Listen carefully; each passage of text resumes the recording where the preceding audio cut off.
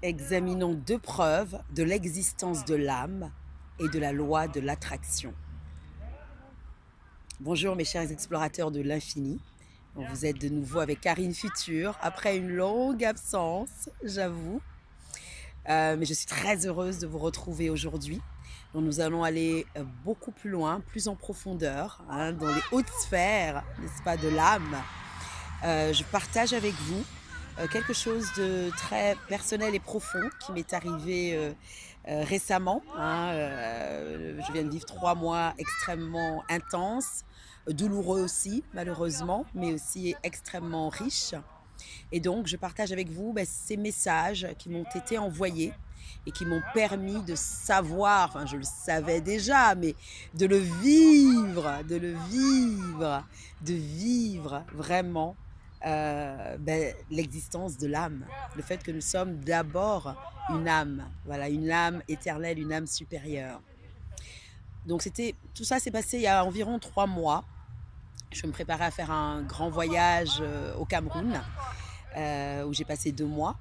Et donc, il y a 3 mois, par contre, on m'a envoyé des rêves. Voilà, un premier rêve, c'est pour me préparer justement à ce voyage, à ces épreuves à venir.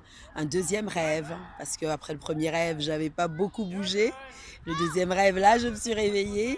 Et pour m'assister, si je puis dire, j'ai aussi reçu un autre type de message. Voilà, ce n'était plus un rêve, c'est quelque chose qui s'est passé à l'état de veille. Vous voyez? Donc, je vais à mes occupations. À un moment, je descends les escaliers de la maison familiale. Et là, je suis happée. Je suis projetée, vraiment projetée, dans une, j'ai envie de dire, dans une sorte d'autre monde, autre dimension. Voilà, c'était moi, mais c'était comme un souvenir, en fait. Je me suis replongée dans le passé. Voilà, mon souvenir, je me suis ressouvenue du passé. Donc c'était moi, c'était mon âme, dans un conseil des anges, une sorte de réunion, de table ronde des anges, et où on prévoyait en fait ma future vie. Donc j'étais en train d'organiser avec eux ma future vie, ma future venue sur Terre, ce que j'allais choisir, les événements principaux que j'allais vivre.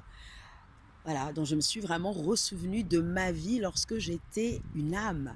Voilà, ma vie avant incarnation. Vous voyez, donc c'est quelque chose que je n'avais pas encore expérimenté. J'avais expérimenté d'autres choses, je vous raconterai. J'en ai parlé d'ailleurs sur ma page Facebook, je crois, mais d'autres choses. Je me suis déjà souvenue de vies antérieures, voilà, pour dire rapidement les choses. Mais c'est la première fois que je vis ma vie d'âme. Voilà, j'ai vécu ma vie d'âme, vous voyez. Et du coup, ça donne une sérénité. Les choses sont tellement évidentes, vous voyez. Donc, je vis ma vie d'âme. Et juste après ce conseil, mais c'était très très rapide tout ça, mais profond, voilà.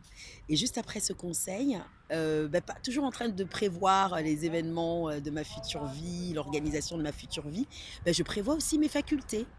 Et des facultés, voilà, ensemble avec les âmes et les anges, on parle de la loi de l'attraction.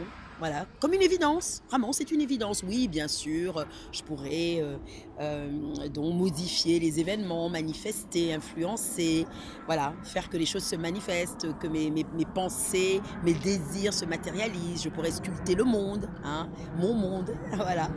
Donc, c'était une évidence. J'étais en train voilà, d'en discuter avec les anges, comme on parlerait d'une recette de cuisine. C'était une évidence, tout simplement. Et heureusement, ça pouvait pas mieux tomber en réalité. Cette expérience m'a donné une sérénité de vivre cela comme une évidence. Et depuis, c'est vrai que je suis beaucoup, beaucoup plus forte. Ça m'a armée en fait. Je ne savais pas encore ce qui m'attendait. Je me doutais que ça allait pas être facile, mais je savais pas encore ce qui m'attendait au pays. Voilà, et ce qui m'a attendu au pays, c'était l'hospitalisation, tous les jours à l'hôpital, et 2 jours et 2 nuits, et ensuite malheureusement, un drame familial, vous voyez? Le décès de mon père, vous voyez? Donc c'est pas pour rien que les anges m'ont aidé, que mon âme supérieure m'a aidé autant à envoyer les rêves, envoyer ensuite cette vision, cette réminiscence, vous voyez?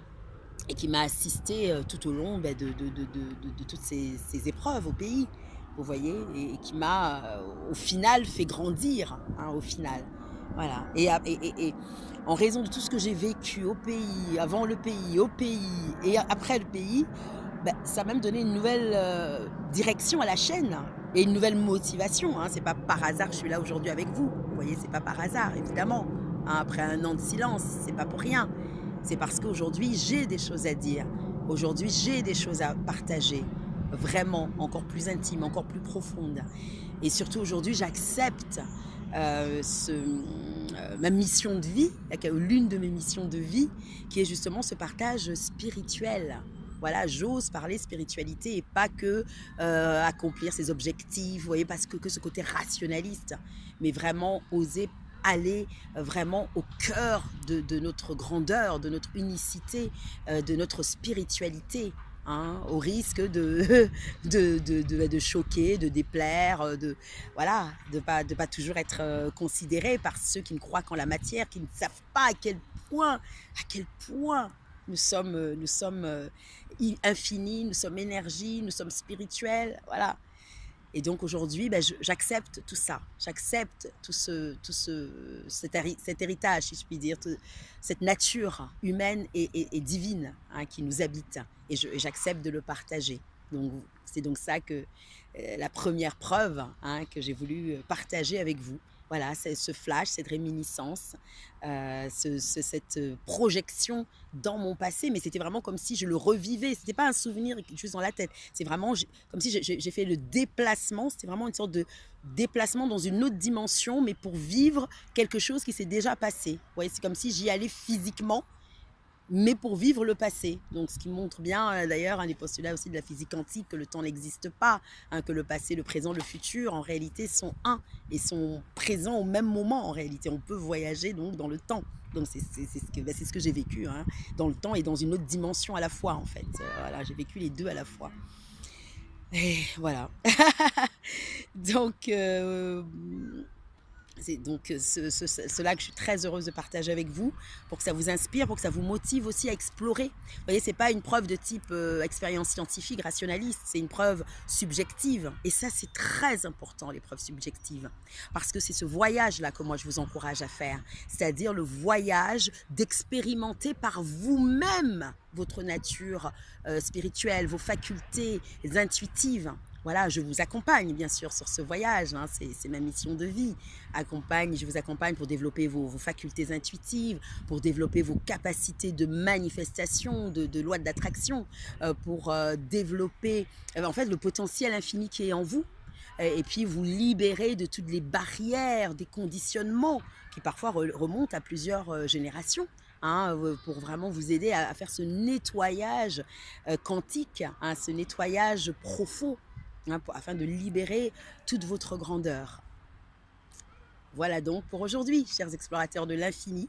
La suite dans le prochain épisode, où je vais parler d'une nouvelle preuve, plus concrète, hein, si je puis dire, voilà, qui s'est passée, qui m'est arrivée, toujours avec la loi de l'attraction et notre âme. Voilà, la loi de l'attraction, je dirais, pour la deuxième vidéo.